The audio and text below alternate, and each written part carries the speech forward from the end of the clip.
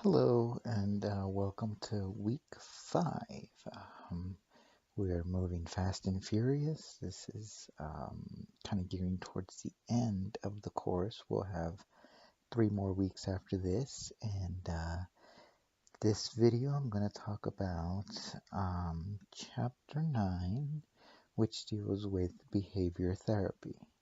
Now, the textbook mentioned Burroughs Frederick Skinner, or B.F. Skinner, and Alfred Bandura as kind of the two pioneers of behavior therapy. And just to give you a bit of background as far as B.F. Skinner, he was really the guru of operant conditioning.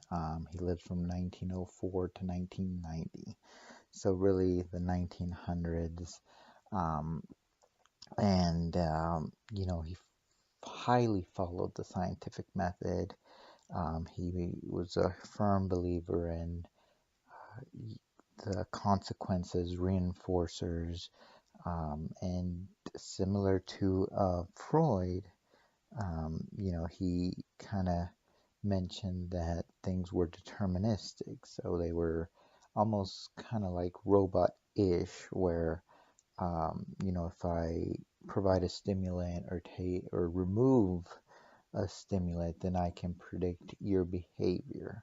And behaviorists were famous for such experiments as pretty much predicting who becomes a lawyer, who becomes a criminal, um, just really into the concrete, the if it's not visible, it doesn't exist. So this was kind of reactionary to psychoanalytic. Um, this was very almost kind of scientific, very concrete, very um, visible. And if I'm not mistaken, B.F. Skinner was one of the people that mentioned if I can't see it, it doesn't exist. So, he wanted to promote psychology much like um, just any what you would think of as a science. So he was very scientific, very influential. I mean, even today when I'm working in a school, they talk a lot about things like behavior plans, things like behavior charts. All that is really thanks to the behaviorist and that movement. So, be sure to be aware of the influences because, especially in the schools, schools, jails, mental health hospitals, a lot of that were really influenced by the behavior movement. So, just to tell you, just to kind of highlight on the um, key concepts, the ABC model that Skinner mentioned. So, when you hear about ABCs, what they're referring to is A is the antecedent, B is the behavior, and C is the consequence. So, even as a school counselor, when I'm asked to do classroom observations or whatnot, um, a lot of that is very behavior based. What's the behavior? How frequent is the behavior? What environments are around that behavior? So a lot of that is concrete data that is then used to look at kind of what's going on with that child. Um, so make sure you're familiar with the ABC model. Um, Also, the book mentioned the anger management training. That's really behavior. So when we're talking about anger management, we're talking about the aggressive behavior. So kind of when I look, for example, as a school counselor, and I see a child that's being aggressive, I have to look at kind of what happens before that aggression, what sets him off, And then what are the consequences? And are the consequences consistent? Or is the child able to manipulate his or her environment in order to get what he or she wants? Um, the behavior um, kind of model really spring up a lot of different um, kind of techniques that are used, uh, in hospital settings with kids with special needs, and that includes things like um, acceptance and committed therapy, applied behavioral analysis, which is big with um, the autism spectrum population. You could actually get certified in as an ABA therapist to work with kids on the spectrum, and also dialectical, which kind of works with high risk populations. So the cutters, the um, people that attempt suicide, that population, they need a very structured intervention. And part of that intervention is based off this behavioral model. So they do things like assessment, they do things like uh, negative, positive reinforcements, they do things like looking at the environment in order to do something different. Because, like we mentioned earlier, Skinner, very deterministic. The environment's what matters. And if we manipulate the environment, if we are concrete about it, then that person suffering from X can learn new coping skills, can learn new stress management techniques. So a lot of the group classes that they do in school, hospital settings, a lot of those are based off the behaviorist model. And really, Skinner was big on assessments. So when we think about kind of a diagnostician, or a lot of the special ed or the special ed department within school districts, a lot of them get their assessments from um, the behaviorist. So they're kind of the Skinners of the world that kind of develop these assessments to look at the traits and all that. So, whenever I think of behaviorist, I'm always thinking about kind of the concrete data, things that are visible, the behaviors, the outburst, all that I can see. Make sure you're familiar with the multimodal, Dr. Lazarus. And we, since this is an introductory course, we don't have much time to talk about it, but I would like to say that Dr. Lazarus created an assessment that looked at all sorts of modalities. So he called it the basic ID, which is behavior, affective responses, sensation, images, cognitions, interpersonal relationships, and drug biological function. So basically what I'm getting at is I'm going to look at all these dimensions in order to do an assessment. I'm not just assessing you in a certain environment where a client comes to me. I'm looking at all these different spectrums and then coming up with a formulation to see kind of what's going on and what behavior modifications can be addressed. So with the behaviorists, think about behavior modifications. Think about kind of the rehearsal. So they look at a behavior and then they rehearse it. It's almost like when teachers uh, kind of have to rehearse how to get in a line, how to use the bathroom appropriately, how to walk the hallways. A lot of that is behavior based. So they practice it until they're able to perform at an acceptable level.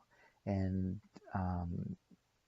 that's true whether you're at a school setting or in a hospital. So, as a school counselor, I always think about these things because I guess they're just so common to me. But,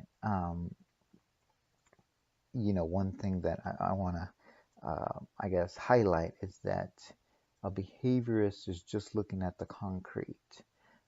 They're not looking at your dreams. They're not looking at the unconscious. They're not looking at your whys, the existential.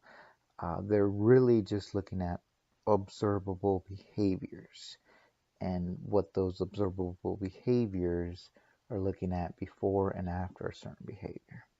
So, I mentioned the behavioral assessment, Lazarus, basic ID, classical conditioning.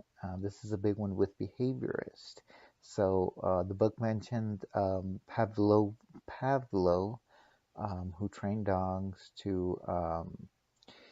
He would present food, and he had a bell, and then he would watch the dog salivate when they saw the food. But then he took the food away and just rang the bell, and then the dog started to salivate even without the presence of the food.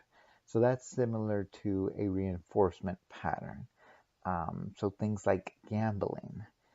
Part of the reason why gambling is so, or can be so addictive is because it's an intermittent reinforcer. So you never know when you're going to hit that $1 million jackpot. It could be on your very next move. So you're putting in tokens or into a slot, or you're playing blackjack or whatnot, because even though you're losing, in your mind you're thinking, oh, next game I'm gonna win. And unfortunately for a lot of people, that can really cause a lot of financial strain. But in a way, or in a sense, that's what casinos want. So that's why places like, the big ones, Choctaw, they don't have clocks. They don't have, they don't want you to be looking at time. So that's very behavioral based. So they take away the sense of time because they want you into whatever activity that you're doing. So make sure you're aware, you're familiar with classical conditioning and Pavlov. Make sure you're familiar with cognitive behavioral therapy and kind of what that looks like. And when we talk about CBT, we're talking about very active roles. So, um, when I think of kind of the less active, maybe Dr. Rogers and, being present, being in the moment. CBT, they're kind of telling you, this is irrational. These thoughts that you're having, can you explain them to me? Because they don't make sense. They do a lot of rehearsing. Oh, you're when that happens, you have a lot of problems. Okay, well, let's rehearse that. They give a lot of homework, so it's a very active approach. Journaling, homework, looking at irrational behaviors, looking at negative core beliefs. All that is part of the kind of the cognitive behavioral therapy model. And it's really popular. Schools love it, hospitals love it, insurance companies love it. And part of why they like a CBT approach, it's because it's very scientific based. So, um, there's a lot of techniques, but part of what CBT therapists do is they base their techniques on the research, which it's good, because if you're a psychoanalytic and you just kind of have people on the couch free associating for months, you may not get anywhere, and insurance aren't going to pay for that. So CBT is really popular. I would say the majority of LPCs that I know follow that theory.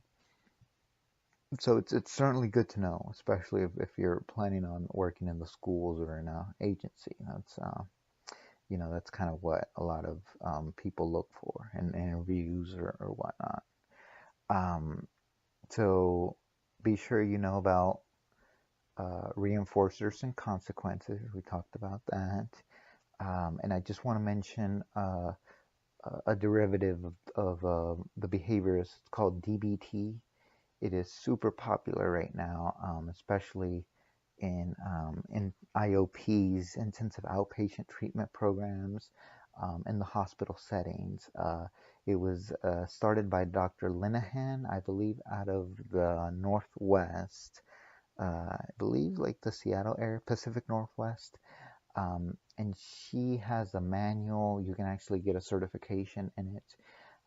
And it has a lot of behavioral techniques with treating what we used to refer as access to disorders.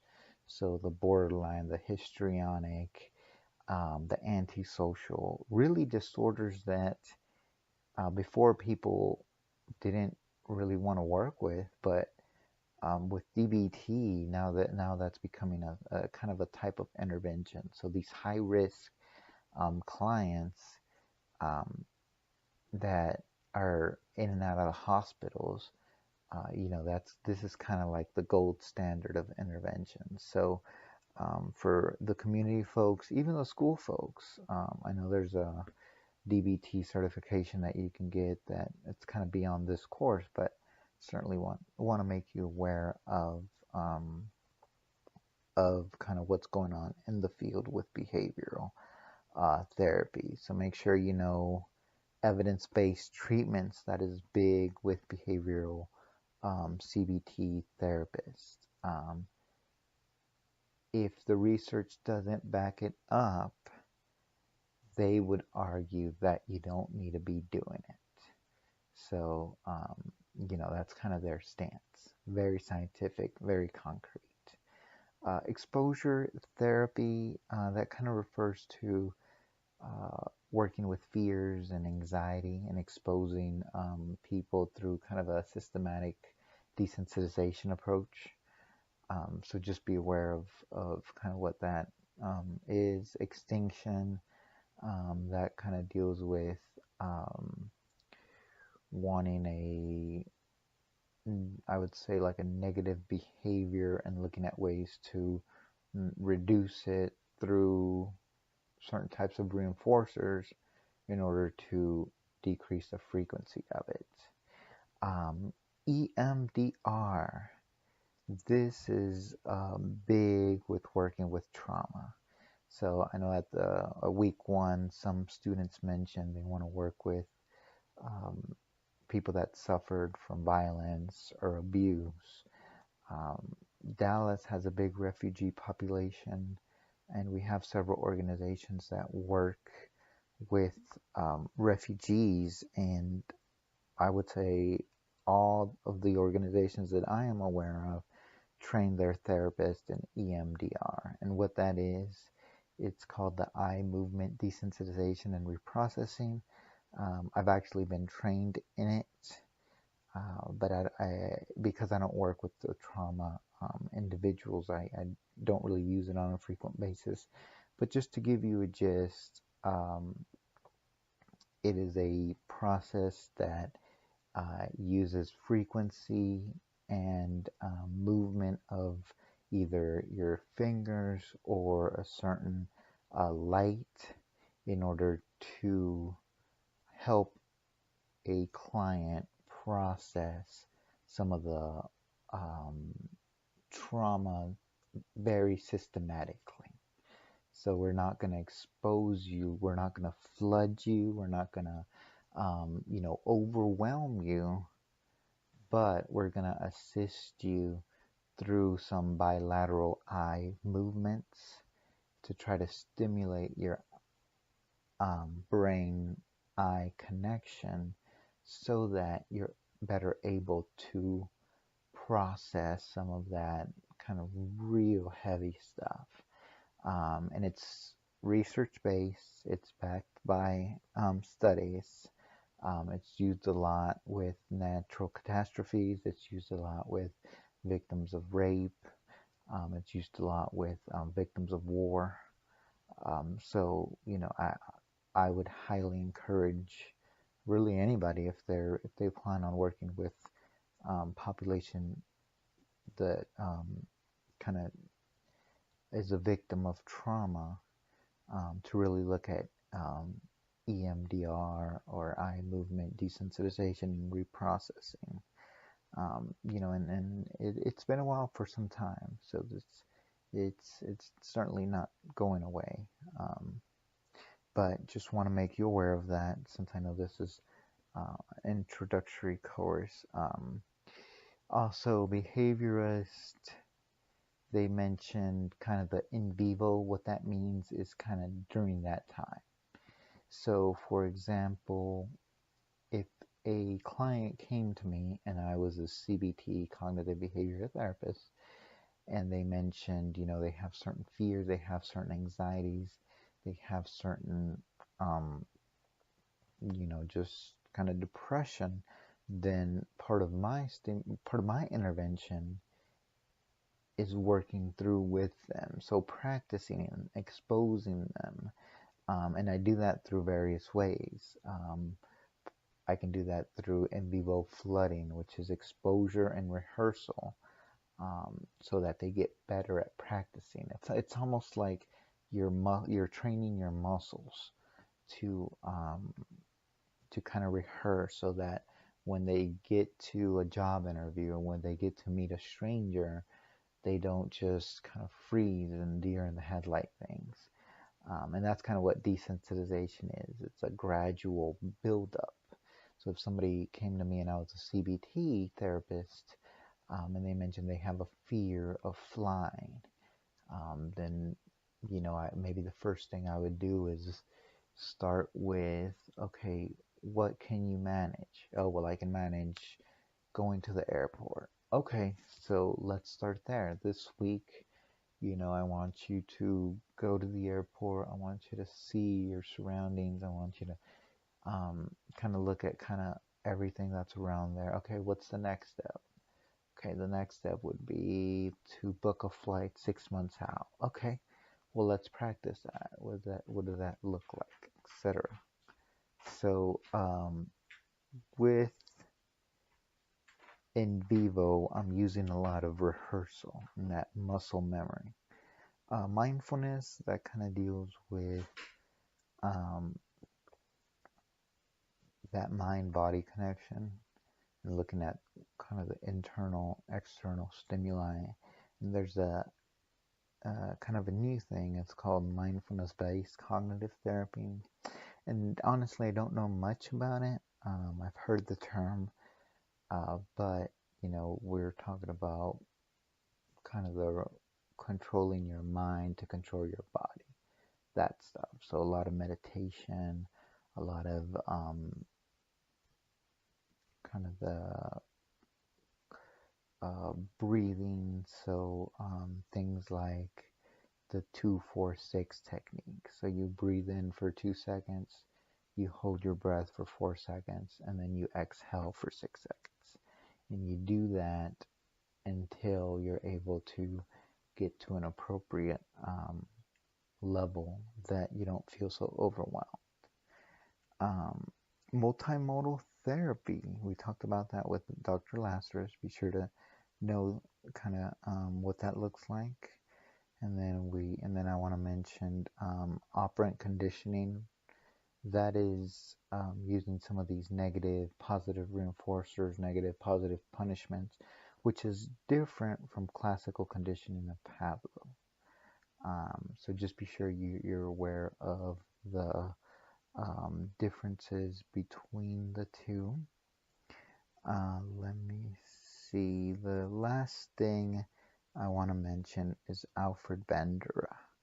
So Alfred Bandura out of Stanford, the West Coast, 1900s. Stanford was big on research. Before that, kind of the East Coast was dominating.